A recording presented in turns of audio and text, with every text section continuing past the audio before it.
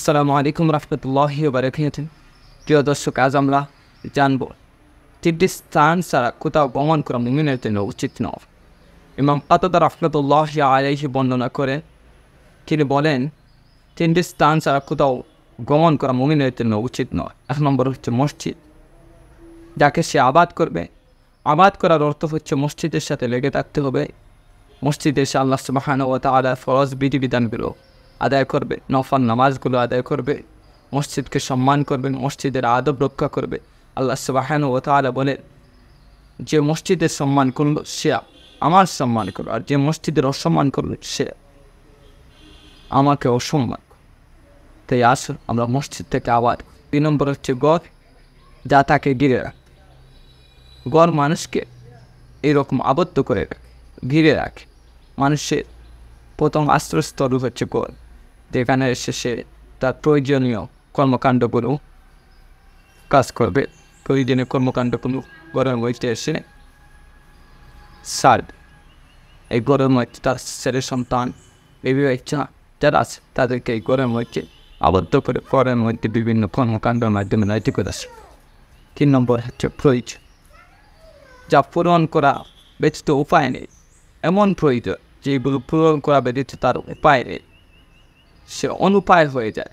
সেই প্রয়োজন আদায়ের জন্য, সেই প্রয়োজন পূরণের জন্য যেইখানে যাওয়া তার প্রয়োজন সেখানে যেতে পারবে। যেমন মাছ কেনার জন্য অবশ্যই বাজারে যেতে হবে, সেই বাজারে গিয়ে মাছ কিনে নিয়ে আসতে পারে, তাতে কোনো সমস্যা নেই। কিন্তু অনর্থকভাবে অপ্রয়োজনীয়ভাবে বাজারে না যাও। রাসূলুল্লাহ সাল্লাল্লাহু আলাইহি ওয়াসাল্লাম ইরশাদ করেছে, পৃথিবীর মধ্যে সর্বনিকৃষ্ট স্থান হচ্ছে বাজার, আর সর্বোত্তম স্থান হচ্ছে মসজিদ। অন্য এক বর্ণনায় নাজাল ইবনে সাবরা রাহমাতুল্লাহি আলাইহি বর্ণনা করেন, তিনি বলেন, মসজিদে মুনাফিকের টাকা খাঁচায় পাখি টাকা নেয়। যেমন একজন শিকারী যদি একটি পাখিকে শিকার করে খাঁচায় বন্দি করে রাখে, তাহলে সেই পাখিটি এই খাঁচায় বন্দি থাকা জীবনকে সে মোটেও অপছন্দ করে। সে কীভাবে সেই খাঁচার জীবন থেকে বাইর হতে চাবে, কীভাবে সে এই খাঁচার জিন্দেগি থেকে ফিরে গিয়ে মুক্তির জিন্দেগি খুঁজবে।